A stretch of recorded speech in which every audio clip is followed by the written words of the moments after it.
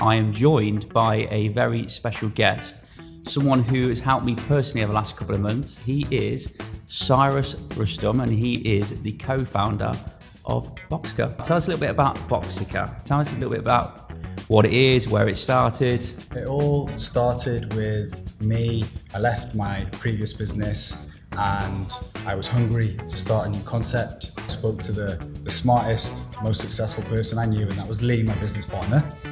And he kind of took my energy and passion for the project and directed it down the way it needed to go. Tell us a little bit about what you've done before. I was a Royal Marines commando for 5 years. How tough is it to get in there? It's hard, mate.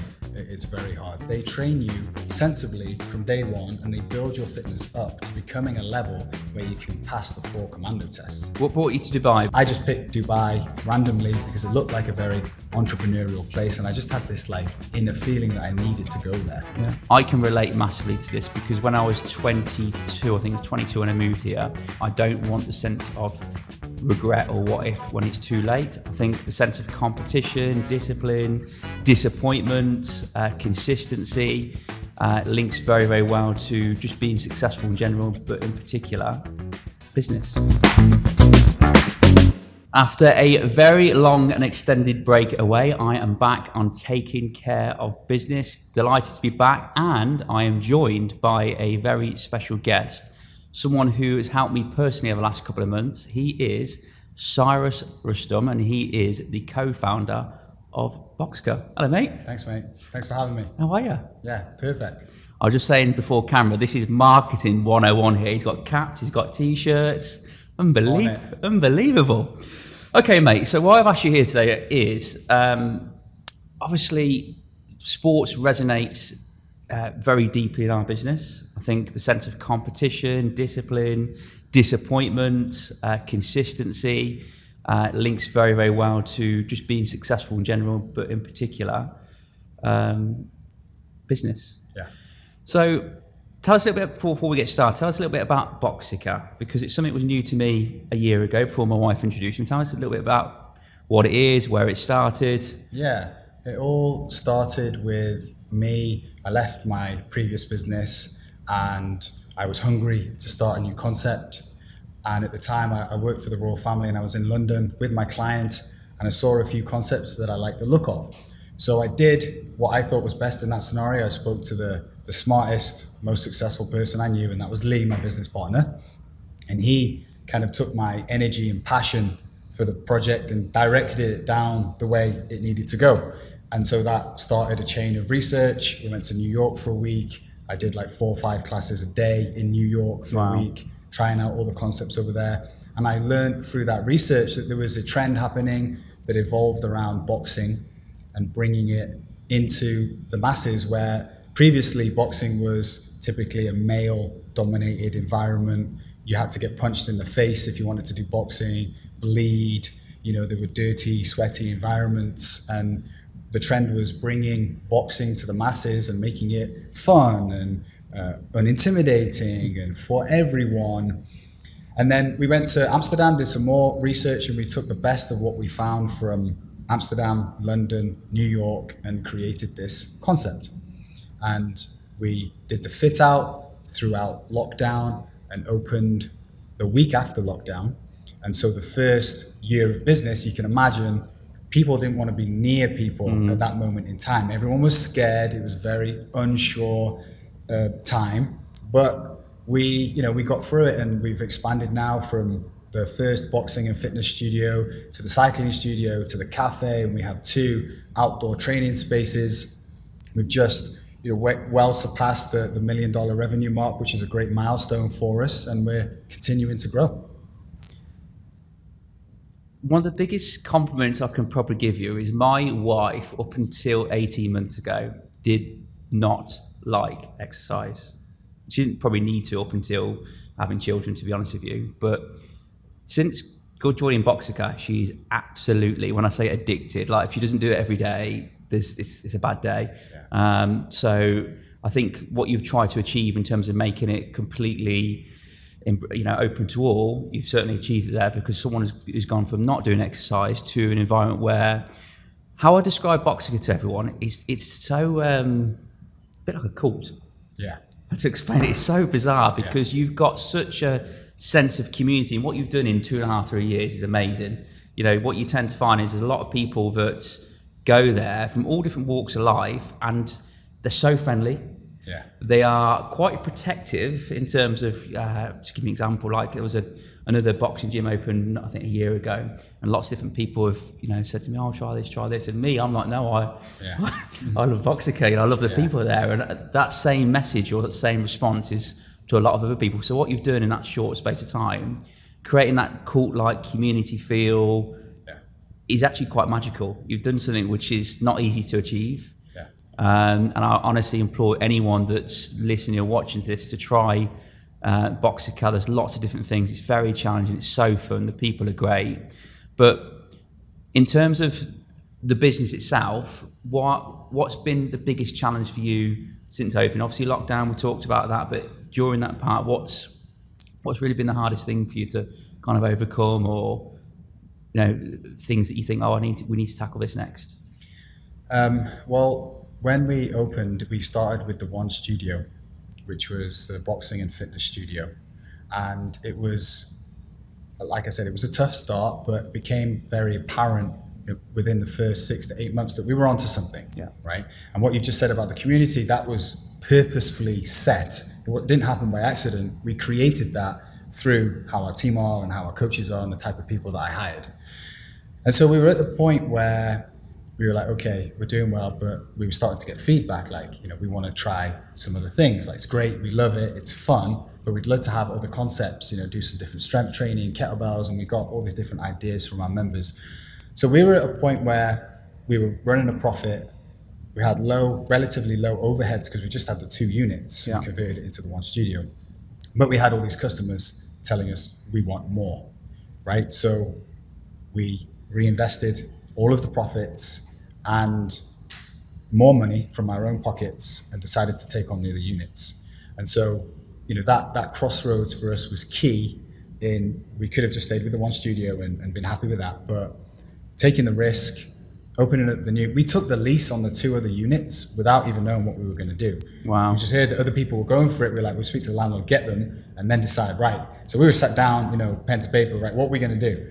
And so the cycling studio turned out to be a good idea, and the cafe space was originally supposed to be another exercise studio, but it was just too small. It just wouldn't have worked financially. So we decided to turn it into a cafe. And then obviously we've got all the outdoor space now, and we've grown, and what it is today is like everything under one roof. Yeah. So that was pretty much it. Amazing, absolutely amazing.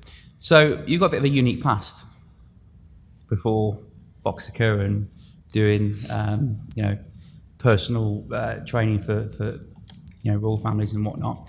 Tell us a little bit about what you've done before. So I was a Royal Marines commando for 5 years. And if you could turn back the hands of time and see me before I joined, I would be the most unlikely candidate to be a commando. I was undisciplined, very mouthy, I hated school. And there was a strange thing that happened. There was one moment in time that I can remember like yesterday, which turned me into this kid that hated fitness and would not take his PE kit to school to avoid doing sport, to this one moment happening and the next day becoming absolutely obsessed with training. And just to give you a little bit of context behind that so you understand my mindset at the time, I was 13 years old. My parents had just split up. My mum left my dad, took my 2 sisters and my brother and moved to the other side of the country, right? And it just so happened that I didn't speak to my 2 sisters and brother for like 15 years and my mum after that. Anyway, that's another podcast. But I can imagine this, kid at home with his dad. I was one of 3 kids in the whole high school that didn't have pure white skin, right? And my name's Cyrus, and the school's full of Michaels and Adams and, typical Welsh people. So I just wanted to be like everyone else, and I wasn't. I was failing at all the subjects. I didn't understand anything that the teachers were talking about in the classes. I just didn't understand school at all. I hated it, and I wanted to escape. And this one morning, and I remember this vividly, like it was yesterday, my friend, at the time he was my best friend, and I was the best man at his wedding. He was the best man at my wedding. He was also from a broken family. His mother was an alcoholic. His dad lived in Saudi and his sister was bringing him up. Anyway, so this morning, he walked into school and showed me a picture of his brother. And his brother just so happened to be a Royal Marines commando. And before my friend could say anything, a light bulb went off in my head. That's my escape. That's how I can leave all this and go on my adventure. It's joining the Royal Marines. And it gives me goosebumps just saying it, because I remember the feelings I got at that young, scared, boy looking at this photo. And that was it. The next day I became obsessed. That was my life goal, to become a commando, And I was thinking back when I was looking over the notes for this podcast, like we would do crazy things. Me and my friend would go down to the beach in the middle of the winter in the UK in shorts and t-shirt at 5 o'clock in the morning and run with the ocean up to our knees in crazy windy weather, because we had a purpose. We wanted to escape this town and go and live our dreams of going into the military, and we would train like crazy. And so that's the story of me becoming a commando and choosing that route. And what age did you go in being a commando? I walked into the recruitment office in Wrexham when I was 15 and 9 months old on the day, because I knew that you had to be 15 and 9 months old to apply to join. Wow. And the recruiter laughed at me and said, "You're too young, come back when you're older." And I said, "No, I'm 15 and 9 months old." And he checked and he was like, "Oh, you've done your research." And I said, "Yeah." He said, "Well, that's all well and good, but I don't think you're the right fit to become a commando."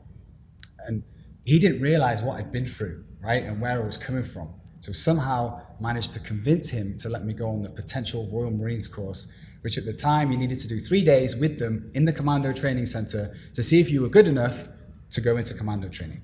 So obviously I completely smashed it, beat everyone on the bleep test and all the fitness tests, knew everything about the Marines. Went back to the recruitment office and he said, "Okay, you proved me wrong. However, I still don't think you should join. The percentage of kids that pass commando training at your age is very small. There's injuries, it's very taxing on the body, you haven't fully developed yet. I recommend you wait." And I was like, no way, like I need this, I need to join. So he let me in, and it wasn't easy at that age. There was a lot of setbacks on that route, but in my mind at that time, like honestly, I can say that the thought process I had in my mind going through commando training was either I'm gonna get my commando green beret and become a Royal Marines commando, or I'm gonna die, because I am not going back to that hometown in that environment with those people. And so that, carried me through. Was it everything you hoped or wished or wanted for? Because I tend to say a lot of the things you wanted in life sometimes are quite often a disappointment. Yeah, it served its purpose. It got me out of the town. Yeah. It showed me different aspects of life. It took me on some journeys that I never would have been able to have done, as a civilian. And I learned a lot. But as you grow older and you age, and now looking back, I don't regret anything, and I'm glad I did it. But my opinion of the military in general and everything that we're doing has changed, yeah, for sure. How tough was it? Because you hear some of the things about the commandos, and when you hear that, you think, wow, this is badass. Like, how badass is it? How tough is it to get in there? It's hard, mate. It's very hard. The people think it's the fitness aspect of things. That's not difficult. They train you sensibly from day one, and they build your fitness up to becoming a level where you can pass the 4 commando tests, right? And the hardest part about it is when you're in the field with your kit, soaking wet in the minus temperatures, waking up at 2, 3, 4 o'clock in the morning, when you're sleep deprived, when you're hungry, when you're lying in a puddle, and when you're feeling sorry for yourself, and you've got to really dig in and be like, do I really want this? And that's why the pass percentage is so low, because they push you to your absolute limit. And I faced challenges towards the end of training. I got through like 27 weeks of training with my original team, and then I got an infection in my leg. And it was quite a bad infection. I was covering it up because I knew that it was quite serious, and I didn't want them to pull me out of my original troop, right? I built this relationship with these guys for 27 weeks. We were like brothers. Anyway, it got so bad that I started getting sick. They pulled me out and said, "You got to go to the troop behind. You need to recover a little bit." It's called back troop. So they took me away from all those guys, put me in the troop behind it. Tried the commando tests again, finished the first 2. On the third one, collapsed because I was sick from this infection. Again, took me back to the third time, went through it, passed 3 commando tests, got to the last one, which is a 30-mile march across mountainous terrain with weight. Wow. I got to mile 22 and I collapsed.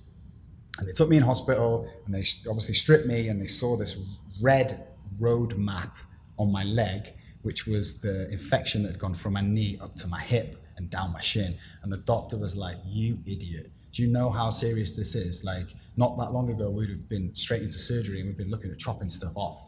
So they got me on all these drips and medications, and I had to go back into this troop where you heal from big injuries and where you can build yourself back up and pass.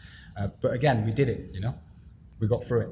What brought you to Dubai? Because I often I say to people moving here, people typically run away from something back home, or they're running towards something. And I liken that to your running away from something back home to the commandos. What brought you here?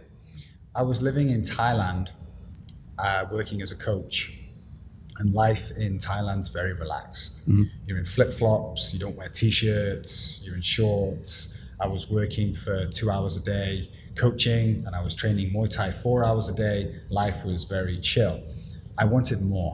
Yeah. I knew I was meant for more. I knew I could be and do more. And although I was living this, what you would call a cool life, I was miserable. Okay. Completely miserable.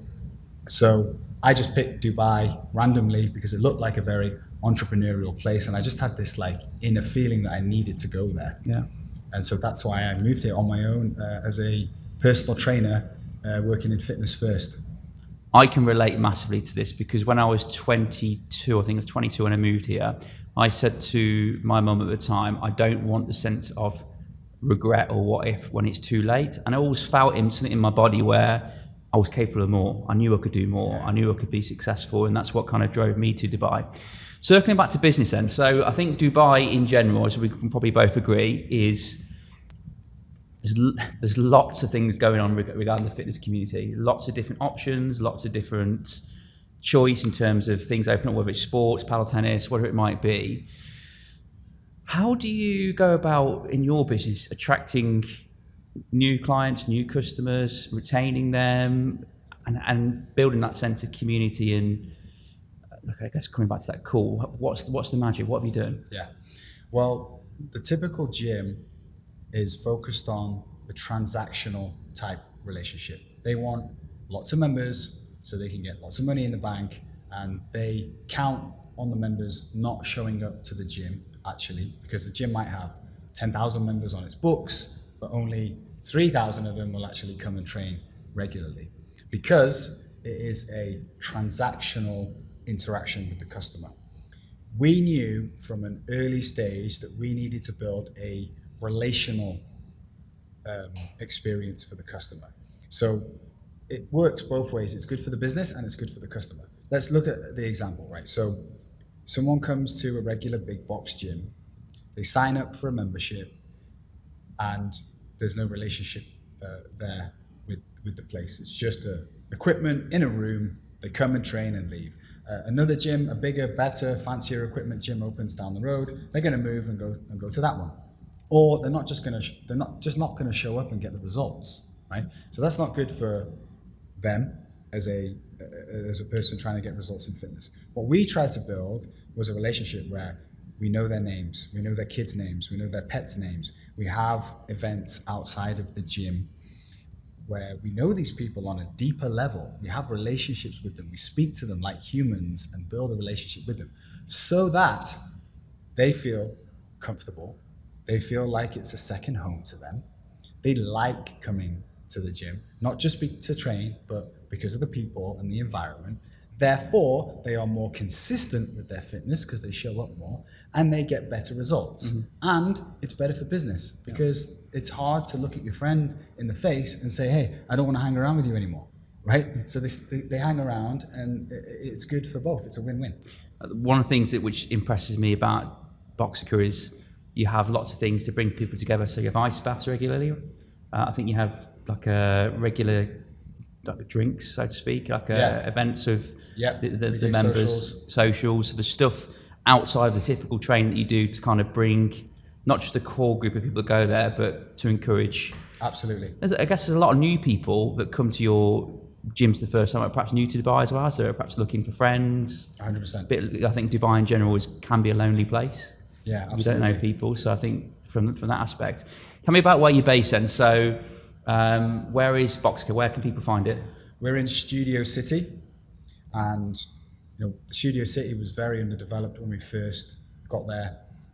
It's in a great location, and we were very purposeful as well with the choosing of location. So when we were looking through locations, we had one of Lee's contacts had a commercial space in DIFC that we could have taken, relatively cheap. There was a space in Al Quoz next to another quite popular boutique studio, a cycling studio, literally on the same street. We had a space in one of the Damac Towers in Marina, and we had the space in Studio City. So we had 4 locations, and we were, for a while, wondering which one we should go for. And so we chose Studio City for a number of reasons. Number one, my previous business was in Motor City. It was very close, so I feel like I knew the demographic, I knew the people, and I knew the concept that we wanted to bring, the community, unintimidating atmosphere, would be great in that location, right? Whereas DIFC is more fancy, pretentious, not really our vibe in terms of what we wanted to build. Yeah. Okay. Generally, as a rule in fitness, if you're going to open a brick and mortar fitness business, you need to be within 15 minutes from where people live during peak rush hour.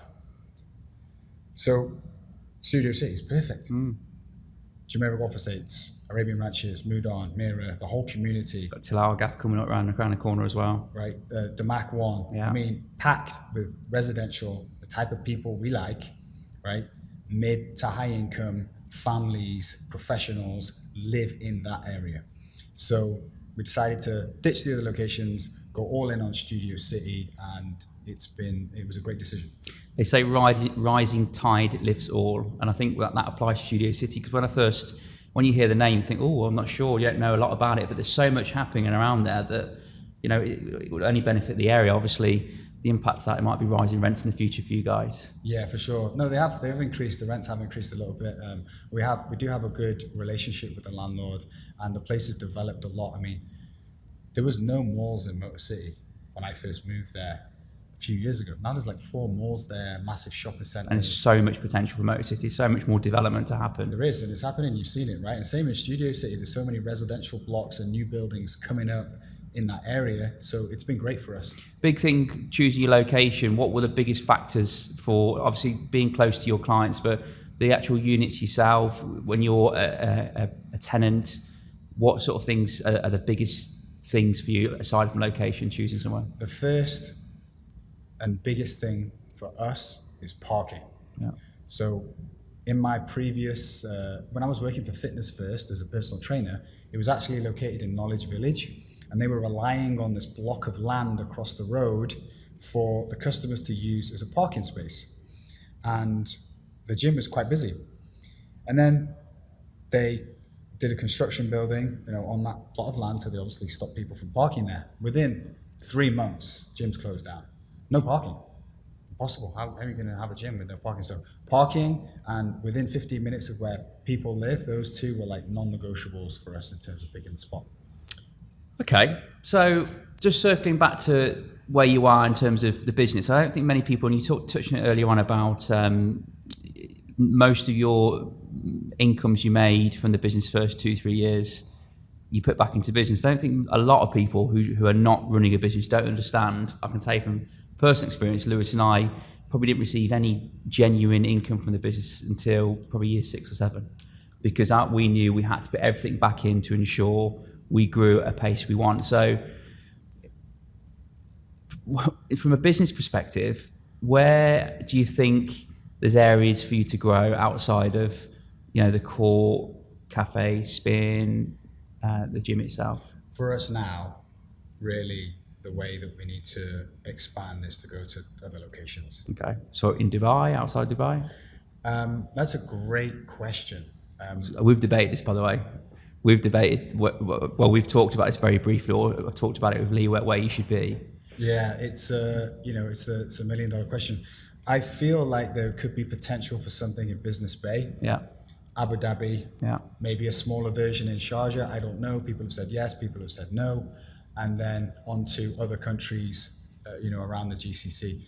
There is massive potential for Boxica over the next 5 to 10 years to really make an impact in the area. And for us at the moment, we've had multiple people approach us, and with having the business partner like Lee, it's not hard to get investors in. But for us, it's about finding the right partner that can really support us in certain ways and we can grow in the right way. So we're not in a rush. We're doing well. We've established ourselves, and if that opportunity does come about, then we'll go for it. How do you engage with the community or your people in terms of you've got a membership scheme, right? In terms of people being able to do what's your levels of engagement in terms of how do you get involved with them, or how do you get involved with people that come in general? The local community. Yeah, we've tried loads of different things to try and engage with the businesses in the area, and we've had lots of different kind of marketing schemes and all sorts. And I've learned from pretty much 8 years now of running fitness businesses, we engage with the local community and build awareness through word of mouth. Plain and simple. I've wasted so much money on marketing and different things where it's really just about making the experience so good, making the people feel like all the things I've said, like it's a second home, like they can talk to you, you have a relationship with them, and they will leave that place and go and tell all their friends, wow, you need to come to this place, it's a little bit different, I like it, they cater to all different fitness levels, they make me feel good, they actually care about me. And so that's how that's always been the focus for us. I jested last week to you about getting a referral scheme for me because the amount of people I dragged into we need to get you on commission into Boxica, and it is true. It's the knock-on effect of people in this business or friends that have come, and I can probably list 20 names where they've had such a good experience. And to be honest with you, we're in business 15 years next week, our 15th year in business. That's amazing. And I think a lot of our clients tend to come back to us because they know what they're going to get. They know the service is going to be good. They know we're trustworthy. We're not going anywhere. You hear horror stories even now. And that word of mouth is absolutely massive. And also just having a good experience, whether it's with the individual or with the company itself. And I mean, what I like about your place is the relationship with the trainers. You've got a group of 5 to 10 different trainers. And then coming back to the cult thing, you tend to have individuals have their favorites. Yes. So I guess picking the right people to work in your gyms it's not just can they tick boxes, are they a good trainer? They've got to have a little bit about them, right? Mate, I've got 6 kind of pillars, non-negotiables for building a successful fitness business, and one of them is build the right team. And so I have a step-by-step process that I look at when I'm interviewing trainers, and it's got absolutely nothing, zero to do with their experience. I don't care what you've done. I don't care how you can coach a squat. I'm looking at, number one, would I want to hang out with this person if it wasn't in a work environment? Right? Am I interested in you? Do I get good energy from you? Because I believe we all have either positive or negative energy. That's it. There's no in between. Either you're positive or you're negative. So I'm feeling like you've got some negativity going on. I'm not interested, right? So positive person, I'd want to hang out with them outside of the gym. And the last one is, do they care?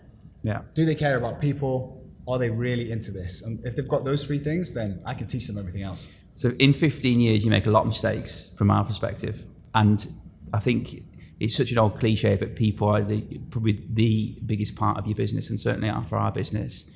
And Lewis is my business partner, often says these days that CVs account for nothing. It's about personality. And one of the most difficult things to measure is what's in here, your heart. And even when you're talking to one, you can't measure that because in this job, and I like it very much to fitness, there is lots of adversity. So when someone moves to Dubai, in a real estate job, they're not just doing the challenge of, it's a new job. They're coming over the hurdle of being away from mum and dad or friends and family, from their pub or their local gym. They're away from, all the normal things that they're used to of their home country in a new job that they've never done before. So the pressure, and not earning a salary, by the way, the pressure is massive. Yeah. And when you say about the Royal Commandos, right? Royal Marines, Royal Marines, the percentage of people getting through is probably not far off the percentage of people being truly, truly successful in life. They say the top 10% or top 3% of highest earners. There is something different about people that are successful in general. So whether it's in a real estate sector, and a lot of things I look at is, someone's a bad day, they lose a couple of deals, they don't earn money for 3 months, let's say for arguments. How do you react? Yeah. Do you go home, have 4 or 5 pints of beer and kind of wave the white flag and blame everyone else? Or do you think, no, I'm staying a bit longer, I'm getting in early tomorrow morning, and I'm going to roll my sleeves, I know I'm going to have to keep going because I know if I'm consistent, results happen. So there's so much crossover with fitness, with disappointment, with consistency. And when we see the top performers here, what people don't understand is the people that do really, really well in this job, they've probably been in with us quite a long time. Right. They've probably been consistent for a long time. And that's probably the hardest part in this job. And probably in fitness, to be fair, because I've gone through a little journey with you where you can go and have a couple of good days and do well and eat well, train well, but it's not about the couple of days, it's about doing it every day and being consistent. And coming back to we probably intake 25 to 30 people a month in this business. Wow. Every people join 25 to 30 people every month. And we prepare people. I will tell people in this room, it's the hardest job you'll ever have. Hardest job. Because you could be testing so many different ways. And some of you who join will probably want to give up months 3 or 4. When you have that feeling, months 3 or 4, it's a normal feeling. Yeah. It's not, there's nothing, no one's just thinking that way is not bad. But it's how you act and how you react to that, and whether it's a case of doing the easy thing of blaming people, giving up and saying, oh, it's too hard, or thinking, no, F this. Yeah. I'm going to keep going and I'm not going to give up. I've done the hardest part moving to Dubai, which is waving goodbye to the family, jumping on that plane. So it would be such a shame to give up. And same with the fitness thing. So you do something just before the summer. Tell us a little bit about, and we come back to the community aspect. Tell us about the summer shred. The summer shred, yeah. So tell us a little bit about that. Mate, there's so many things that you said there that rang a bell in my mind, honestly, and I could relate to so much. The crossover between the discipline and the commando. We have 4 commando qualities, and most of the stuff you just mentioned there, which is all business and money related, translate over massively to the commando qualities and all the stuff we learn. And the summer shred is a program that we made that's quite it's to lose fat, right? Summer shred. And a lot of the stuff that we teach is on nutrition and training, and some of the stuff is from what I learned from the military. Like the idea was to have Claire take over the kind of nutrition and training aspect of things and guide people in that sense. And my job with it was to kind of get in people's heads and to try and keep them on track mentally. Because at the end of the day, success in fitness and losing weight and having that body that you really want, it comes down to one thing, and you've already said it, it's consistency. Right? You can have the best training program, the best diet, and the best everything in the world, but if you don't stick to it long enough, then you don't get the results, right? And exactly what you said is, how do you reframe a situation where it seems on surface level that you might be failing, but in fact, it's just the universe giving you a nudge saying, hey, you've just learned how not to do it. So do it another way, and you're one step closer to achieving your goals. So yeah, the summer shred's great because it gives people an opportunity in a short space of time to see massive results in there. I felt like you gave me the cheat code to losing weight or losing fat, because I've always been quite an active person, played football, enjoy running in general. But this, I think it was 8 or 12 weeks we'd done, where I'd lost 6-7 kilos, which is, I'd always been plateaued at a certain weight, and I'd always been active and never been able to do that. So the fact you got me below where I needed to be. But I now know that 8 weeks wasn't just the physical instruction manual to what to do, but it was mentally, in terms of understanding more about food, understanding more about being consistent and being accountable to what I'm doing. And it's kind of flicked a switch in me. My wife's lost 15 kilos this year.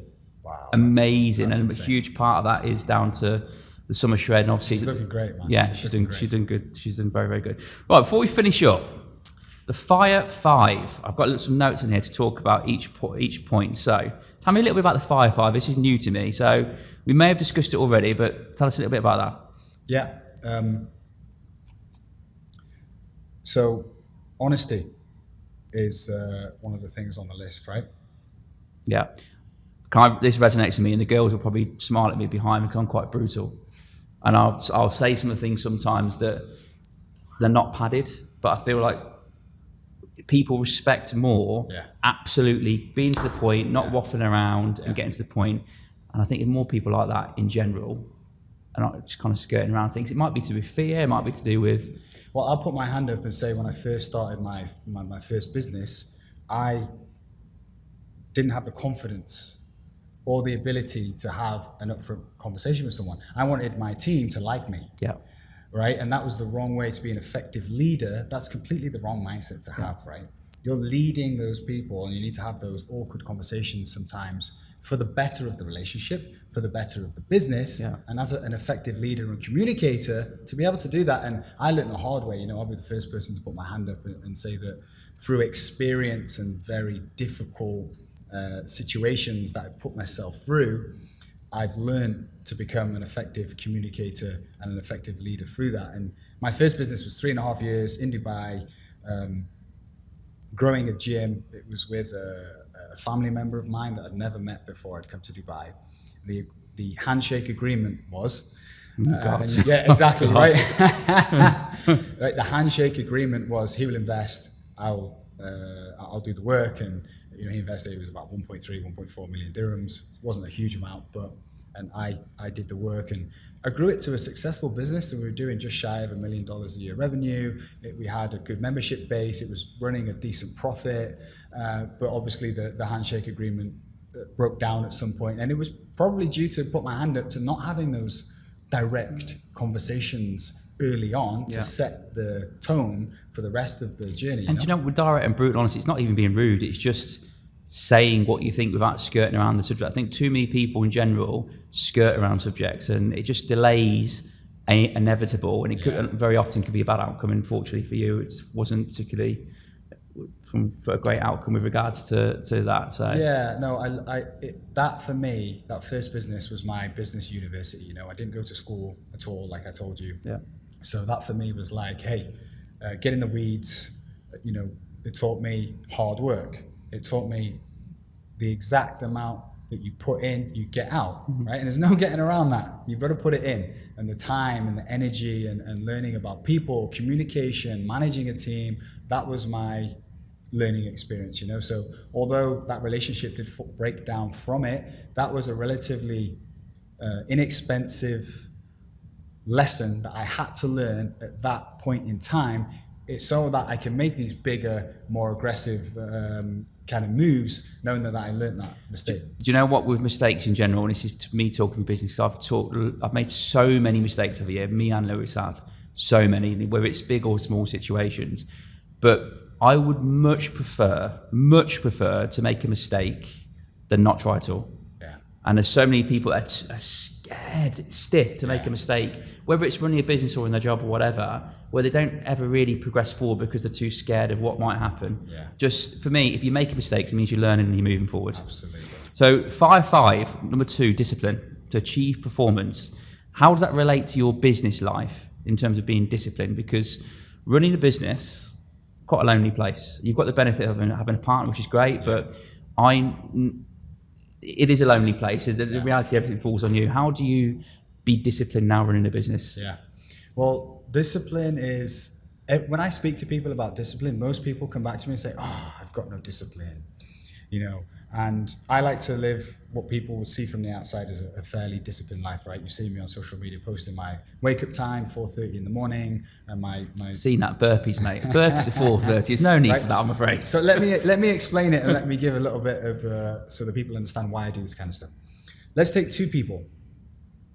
One of them has a set of non-negotiable routines or habits that they do every day. They wake up at an early time. And I do believe that one of the most important decisions you make every day is what time you wake up. Yeah. You're sending a message to the universe. I'm lazy, I slept in, I've just wasted this time, I'm late, I'm rushing. That's the kind of energy that you've got. When you wake up early, you're sending a message to the universe like, boom, I'm up, I'm disciplined, I'm here, I'm ready, let's go. So that first initial decision of waking up early, and then movement. The reason why I do burpees first thing in the morning is because I'm manufacturing a positive mindset through movement. We all know when we go to the gym, it makes us feel better. We have that rush of endorphins.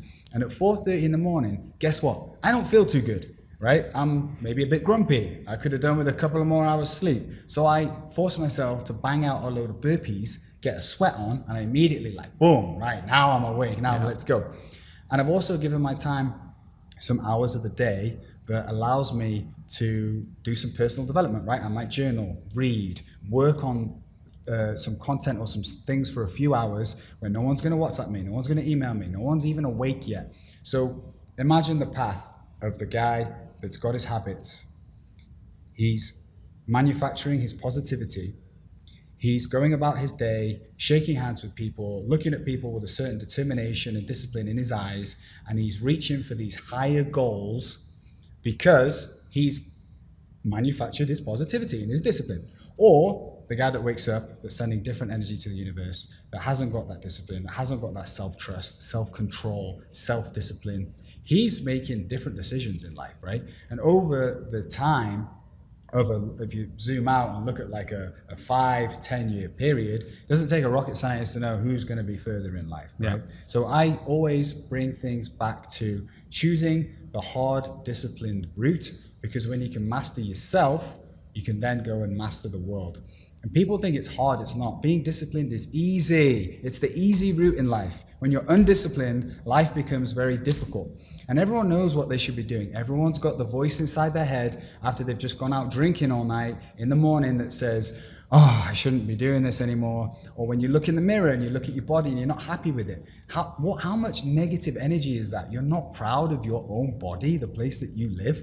Right? You're waking up late, you're eating bad foods. Again, that little voice comes inside your head. You shouldn't be eating these foods, it's bad for you. You're not living in line with your, you can call it conscious, universe, God, thoughts. You're out of line with it, right? But when you bring it in line and you live with conscious congruency and you're actually doing the things that little voice is telling you to do, honestly, you become more happier. You're not depressed anymore. You're on your own personal stuff so that you can go out there and achieve whatever it is you want. It all links back to accountability. And again, little thing I do on Sunday evening is I'll jump on my phone, I'll book all my classes for the week for coming to see you guys, because I then know, right, I'm booked in. I'm not cancelling because I've committed to myself at XYZ time. I'm going, that's it, it's done. And that's my little Kickstarter for the day. So little tip for you there, you don't have to do burpees at 4:30 in the morning, but what you do is have a plan, stick to the plan. Are there any similarities with being in the commandos and business in terms of anything you've took from that where you think, they're a little bit similar? Or yeah, we in the commandos we have 4 commando qualities that we live by, and I briefly mentioned it before. And the 4 commando qualities directly help people that are wanting to be entrepreneurs or business people. So the first one is courage, right? And from your journey and what you've told me, what you've built over the last 15 years, I mean, how much courage does that take? And the story of the agents coming over, leaving their home, starting new, no salary, right? You need massive amounts of courage to do well in business. And that's the first commando quality. And my way of perceiving the courage is always do what's right and in your heart. Don't let the opinions of other people sway you away from what needs to be done. Especially as a leader, as a visionary, you need to stick to your guns. So first one's courage. Second commando quality is determination. Quite simply put, never ever give up. Goes without saying, right? The third commando quality is unselfishness. And I perceive that as prioritize the needs of the mission and team before self. Think about the sacrifices you've made for this place over the last 15 years. Like you said, not taking money out, reinvesting it in and putting more energy. Me and my wife nearly split up. So when we first set up the business, I think for the first 3 years, I was in at 7:30, having to open up the offices. Me and Lewis were not getting in 10:30, 11 o'clock. Wow. So if that's happening on a regular basis, your other half surely going to be asking questions. Yeah. Well, I'm not seeing you. We're not particularly doing anything. Yeah. But I knew in my heart of hearts, I said to her, look, if you want to go home and do your own thing, and that's up to you, but I have to do this. I have to. Yeah. And, she stuck by me, which is great. Mate, you're doing amazing. You're a great example. I love it when you talk. It's, like I said, it's ringing so many bells in my mind. And it's very similar to the commando way of life.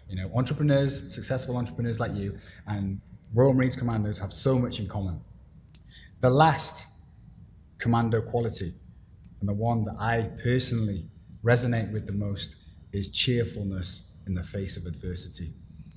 And I see that as, you've already mentioned this a lot, looking at a situation that I say it as the universe is giving you information. Mm-hmm. It's telling you something.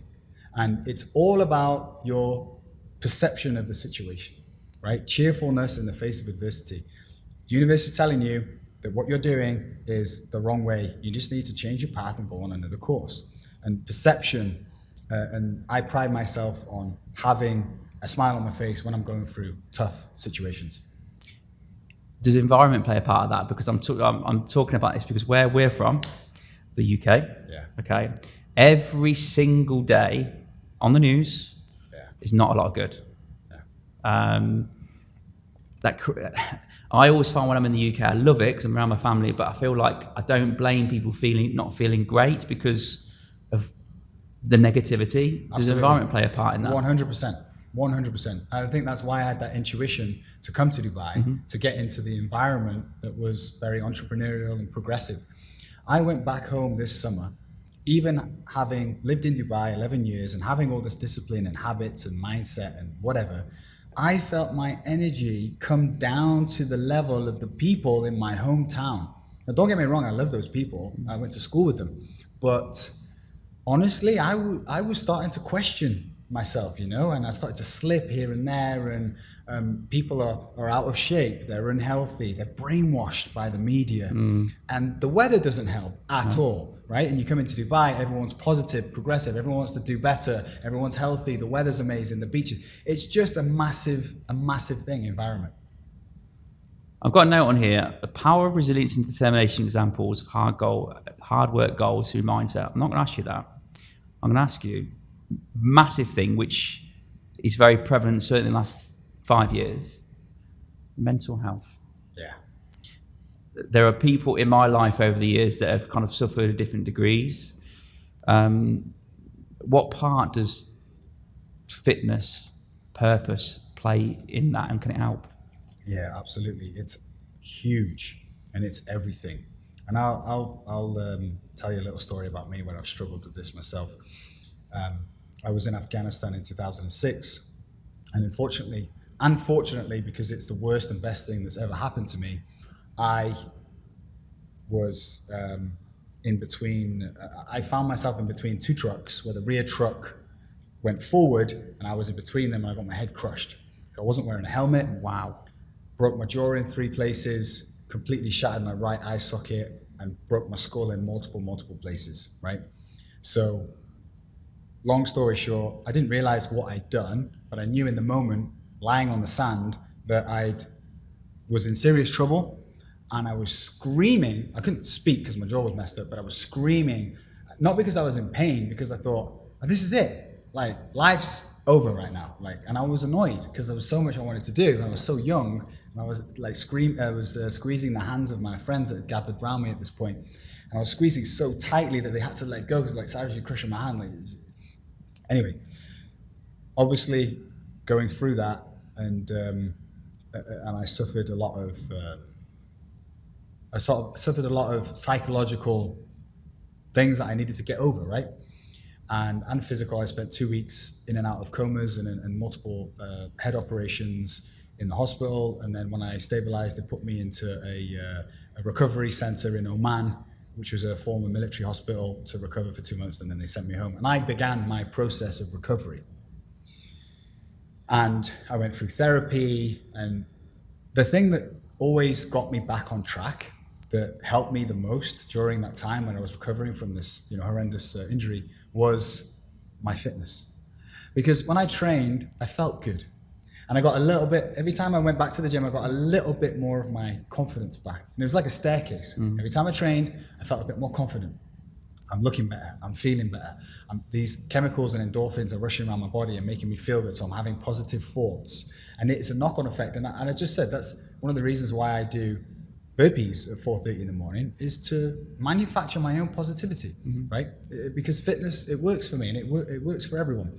So they're very highly interconnected, mental health and your physical health. The mind and the body are one. There's no being healthy physically, right? If you train regularly, you look after your body, you eat the right foods, you fuel your body with the correct foods, it's going to cultivate a positive mindset. If you don't train and you abuse your body physically and you don't feed your body with the right things, you don't stay hydrated and you don't sleep properly, guess what? You're not going to feel too good. And that's going to affect your mental health and your mindset. And I will quickly go back to the Afghanistan story because I mentioned something that I want to just finish off for you. It was the best and worst thing that happened to me. I learned the meaning of perspective in the hospital because obviously I was in a bad way, couldn't see properly, my jaw was wired shut, my spinal fluid coming out my ears and stuff, and I was feeling very sorry for myself. And there was this guy that would come into the hospital, and he was an old man, he was very friendly, and he'd come over to me, "Hi, how are you?" And I had my jaw wired shut, so I'm okay. And he would go and see this other guy that was in the room, and the guy that was in the bed was clearly disabled, and he didn't have control of his bowels or food, because I saw the nurses feeding him every day. And this older guy would come in and see him for an hour or 2 hours and leave. And I remember the old man being very pleasant, and I wrote on a piece of paper to the nurse, what's the story with that guy? I was seeing this, I want to know about it. She said, "Oh, well, he was driving his car with his mum and his sister in the car, and they died in an accident. His mum and sister died, and he was the only one that survived, and now he hasn't got control of his whole body. And the reason why he keeps trying to bite himself is he's trying to take his life because he feels so guilty that he killed his mum and sister." And guess what? The guy that was coming in, asking me how I was doing, was the father that had lost his wife, his daughter, and he was a pleasant, mannered, friendly guy. And I just, in that moment, was like, oh my, I can't believe it. And I immediately snapped out of whatever, feelings I had for myself, and that perception of the situation completely shifted my mindset. And from then on, it was like, wow, you need to man up and stop being a little girl and get on with this and get yourself back to health. And, and it all changed in a moment from that.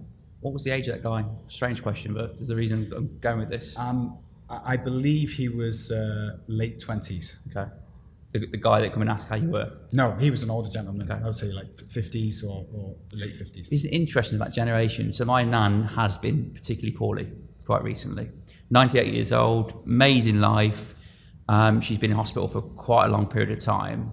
And my mum broke her foot not so long ago. So it's not made her so mobile. But despite being in hospital, being quite poorly, the sense of positivity is unbelievable. And they say about war children, very incredibly resilient. And we could talk a long time about the generation now. I've got a younger brother who's 24, and that's crazy. They're exposed to different things, and it's just, I think mindset is massively underestimated, and also being resilient, being that war child, being positive can take you a long way in life. Well, she's 98, right? But I think being the way she is, by the way, I actually believe being a positive person in general, and it's not scientifically backed, but can play a part in perhaps being 100%. 100%. Yeah, you've got your mindset on the right track. I feel like when you get older, you move less, you're less motivated to do things, but being surrounded by a family and people and having a purpose to live and having a positive mindset absolutely will help in the longevity of your life. Mate, it's been an absolute pleasure. We did talk about what's next. I'm going to give you a bit of advice, because I think what you've got right now is a little gem. I think you need to be brave, get your big boy pants on and get this around Dubai, because it's a brilliant concept. I think more and more people need to hear about it. And I think I'd like to see more and more of these places dotted around Dubai, and who knows, even further than that. I think you've done a great job. Anyone that's looking to start out on their journey, switch different things, you must just try one class at Boxica. It is incredible. The people are lovely. The trainers are great. It's not as intimidating as you might think going somewhere new. It's not just boxing. There's different classes outside as well. There's spinning. So there's lots of different things to cater. How can people find out about booking Boxica? What do they have to do? Yeah, best thing is go on Instagram, look at Boxica, just at Boxica, Boxica, and you'll find us there. And I'm Coach Cyrus on Instagram as well. Just randomly before we finish, Boxica, where'd that name come about? Mate, we hired a company that give us some options, and we like the look of that one. That's good. That's it. Very, very cool. Also, jump on Google Play and also App Store, Boxica app. You can book your classes throughout the course of the week. Mate, absolute pleasure. Thank you so much. Cheers, guys.